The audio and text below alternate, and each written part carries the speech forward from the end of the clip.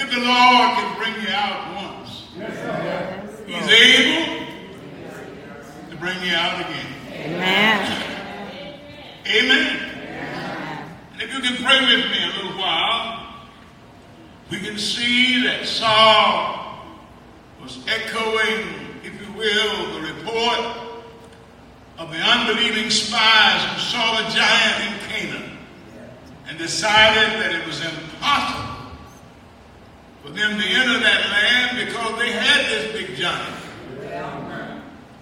My brothers and my sisters, the time may come when you may have to fight a giant. Amen.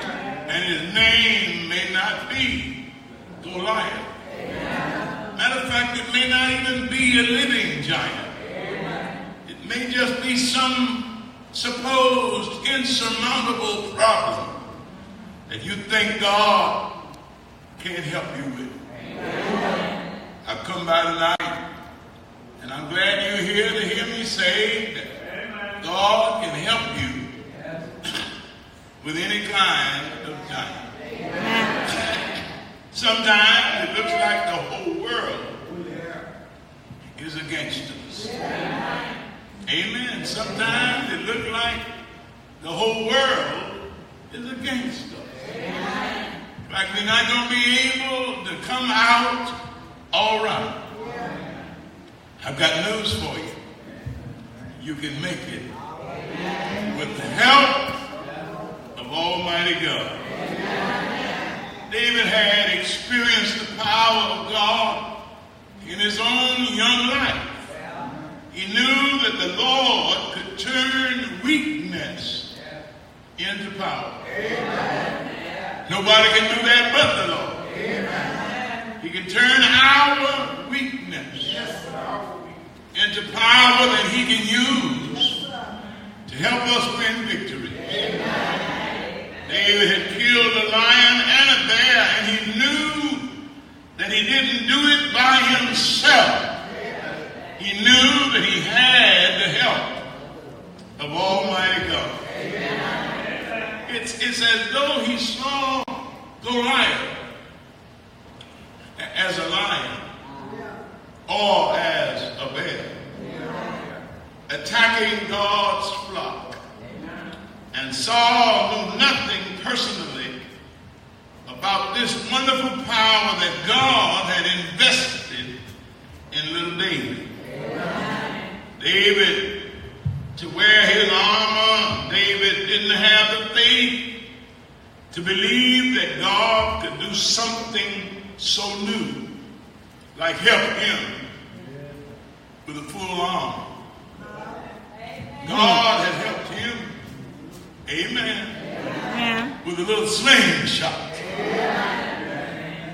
And brothers and sisters, sometimes what we have to fight with may not always look like it is enough. But I dare you to put your trust in God and watch Him help you to overcome any enemy. Oh, my beloved, David was encouraged by asking a question. And he raised the question before them all. Is there not a cause?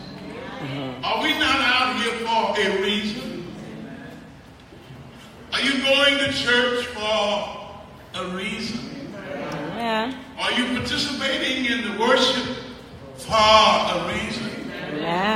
I say yes, an overwhelming yes.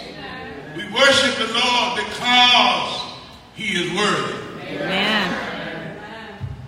Yes. We worship Him because He has been good to us.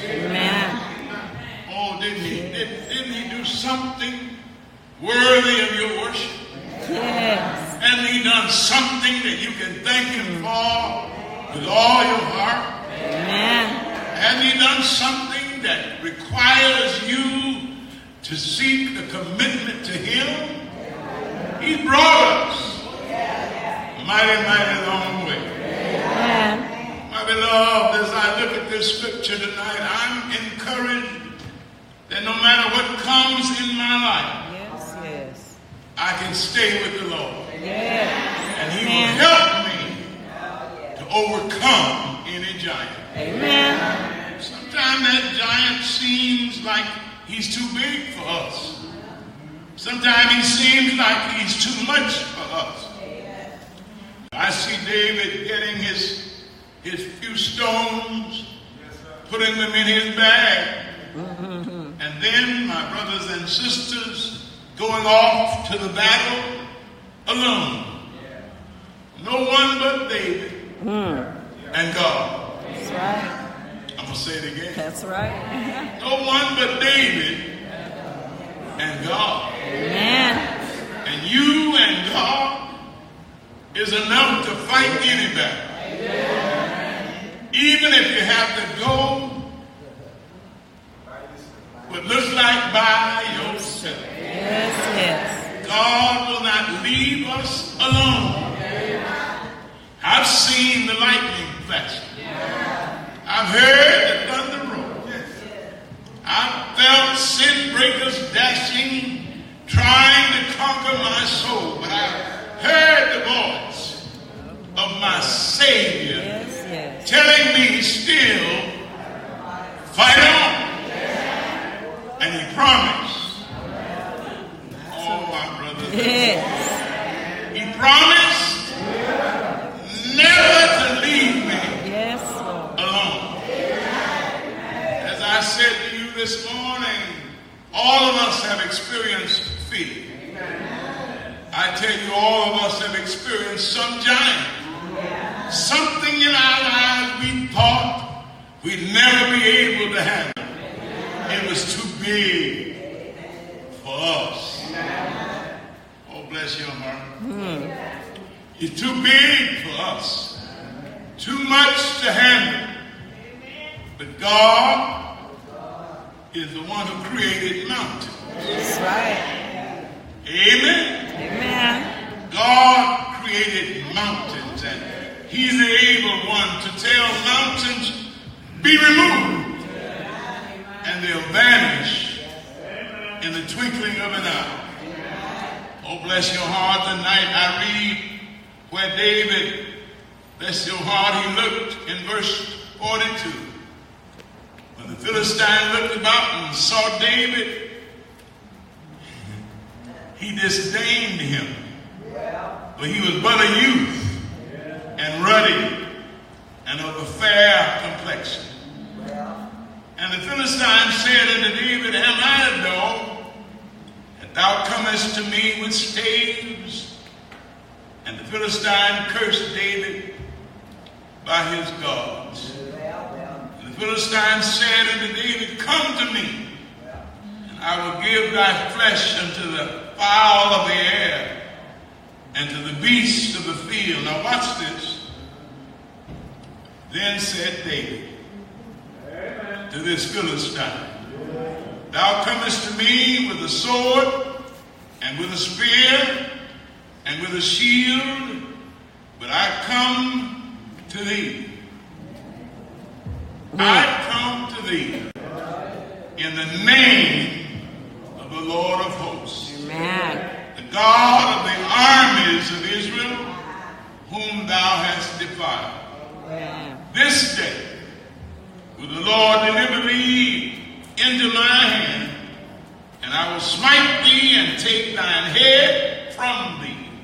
And I will give thy carcass of the hosts of the Philistines this day unto the fowls of the air, and to the wild beasts of the earth, that all the earth may know, hallelujah, that there is a God in Israel. And all this assembly shall know that the Lord saveth not with sword and spear.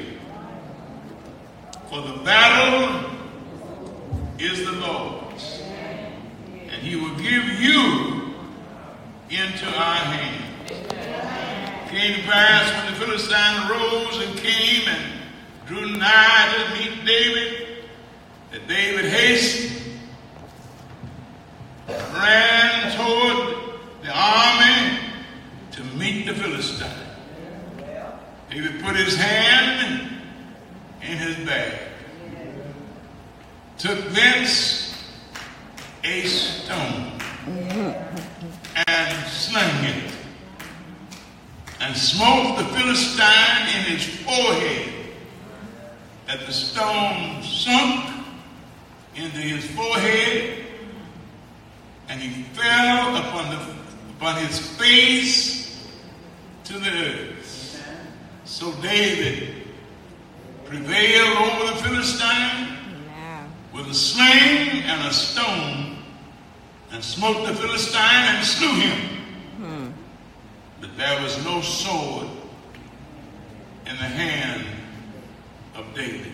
Amen. My brothers and my dear sisters, God can fight our battles. Yes, with yes. what seems like impossible weapons. Amen. None would ever have thought that a man who stood about 13 feet tall could slay a little giant, a little boy that is, with his sword and his armor and his helmet and all the stuff that he had on, and even his spear. None would have thought, Brother Hayward, that David could slay him with one little smooth stone and a slingshot. Amen. Brothers and sisters, this is no fairy tale. This is no story like the Tooth Fairy or Santa Claus or the Easter Egg Bunny. My brothers and sisters, this is a real story. A story where God took a little ruddy youth and slew a giant with one little stone with a slingshot. What does all that mean, brothers and sisters? It means that when God is on your side, no matter what you have in your hand, it is enough. God can use it to his own glory. Amen. No matter who you are tonight and what you've been about, when the giants come, you need only him who is greater than any giant. Our God cannot be measured in his presence. Amen. He cannot be measured in his power. He cannot be measured in his knowledge. He cannot be measured for who he is and what he is. He is the creator. Amen. And great is the mystery of godliness. Amen. Beloved, I've come by to tell you tonight, not to keep you long, but to tell you tonight with all that is in me, God is able to fight any of your battles. You just have to trust him. Amen. Trust him and obey him. But there's no other way to be happy with Jesus than to trust him and obey him. Amen. Christ of God, none would ever have thought that he could buy our salvation with one little death on a cross. With one death on one cross, our Savior purchased our salvation. Yes, they nailed his hands. Yes, yes. They spiked his feet. They speared him in the side. They pressed a crown of thorns in his brow. And none would have thought that that was the signal for the salvation of every man. Amen. Brothers and sisters, living, he loved us. Yes. Dying, he saved us. Yes. Buried, he carried our sins far away. Rising, he justified. Freed us forever. Oh, bless his name. Amen. Brothers and sisters, this God who paid for my salvation and yours did it in the simplest fashion. Fashion so many will not embrace. And they won't embrace it to their own peril. But Jesus' death bought our salvation. And we must come to that realization that by faith we can be saved. That's right. Through grace. The grace of God reaches out to us, no matter who we are nor where we are from. He comes toward us with healing in his wings. He comes to us with salvation in his lips. Whosoever believeth and is baptized shall be saved. Lift up your heads, brothers and sisters. No giant can overcome you. That's right. Amen. No foe can beat you when God is on your side. Amen. I'll tell you a little story of a young man who wanted to be pastor of a church. The pulpit committee told him there were two preachers that they wanted to carry before the church and let them decide who they would want. The young man, 37 years old, the older gentleman that they wanted to run against him, 61 years old. The older gentleman retired from a church in California. Coming back home, thought perhaps maybe he could spend his last years at a church in his hometown.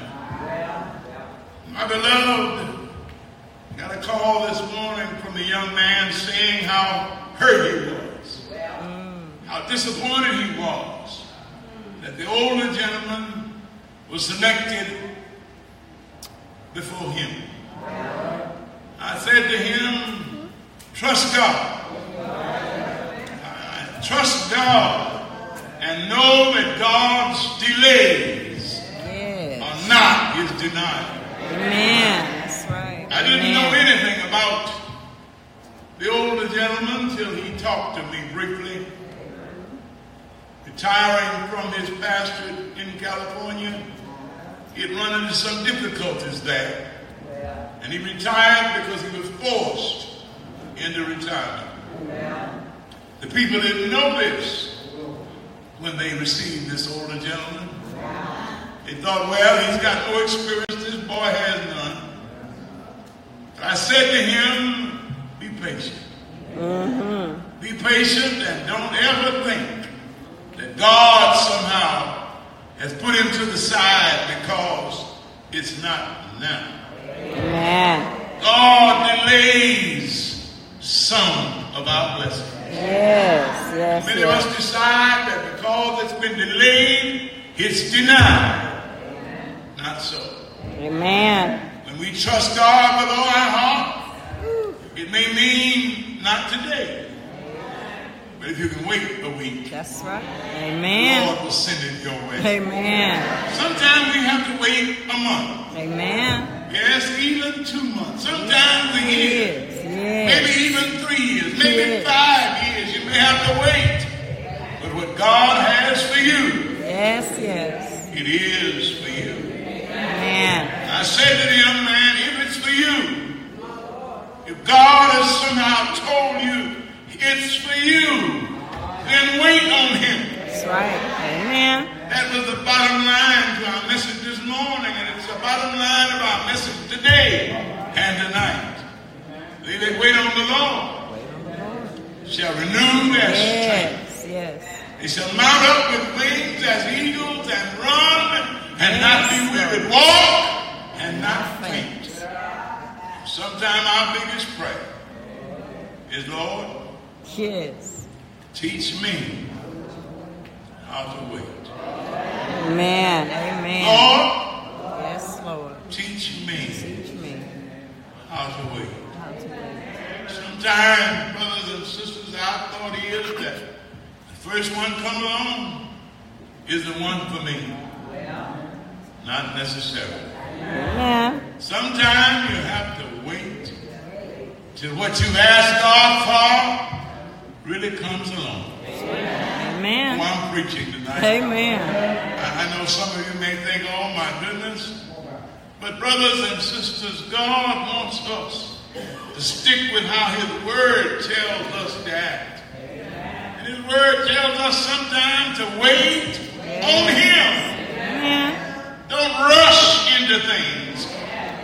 boy did not rush from home to see about his brothers and just to look at the battle. His daddy sent him to take lunch to his brother. While he was there, he discovered the battle was in array. And God had sent him there while on an errand for his daddy, fight that battle. How did he fight it? With a smooth stone and a slingshot. Yeah. Anybody with good sense would say, you're not going to win that battle. You're just a boy. But God, That's right. God got in that stone. Amen. God was in that bag. So he chose the right stone. God was in the slingshot. Told him how to sling it over his head. And when it might be released, so that it would go into the man's forehead. And the stone would sink in. One would not think it would go that fast coming from a slingshot. But God knows how to push things in. Yes, yes. Story told of another king who was so fat that he didn't know when this man with an errand came by that somehow he could stick a knife into his belly and his own fat hide the knife, so that when he left the king's chamber he could lock the door and everyone would think the king was asleep in his chamber, so they wouldn't disturb him. And only the next day did they find out that the old king had died. Brothers and sisters, don't decide that because it doesn't look right to you, it's not the right thing to do. Amen. Amen. And sometimes don't decide because it looks right to you that it's what God wants. Amen. Believe me, my brothers and sisters, God has a way. He has a way that's mysterious because it's how he moves. According to the scripture, he moves in mysterious ways. His wonders to perform. Old folks say he plants his footsteps out on the sea. Yes, yes. And rides on every storm. His ways are hard for us to understand. No matter how we try, but we'll understand it better by and by. Amen. He bought and paid for my salvation, dying on a cross. Justified me by resurrecting the next morning. I tell you, on the third day morning when he rose, none would think it would happen. Because they buried him and then put him behind many stones. But his father came. Bring him up on resurrection morning. With a change of garments from heaven's wardrobe, he stood up on resurrection ground. With all power in his hand. Amen. He had that same power tonight. Amen. I announce the open door. Somebody here tonight may be waiting to believe.